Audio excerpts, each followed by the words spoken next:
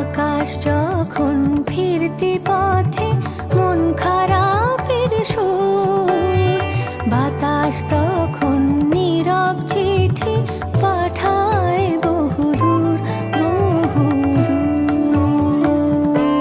কিছু কিছু ধুলো জমে আছে কাছে, ডাক নামগুলো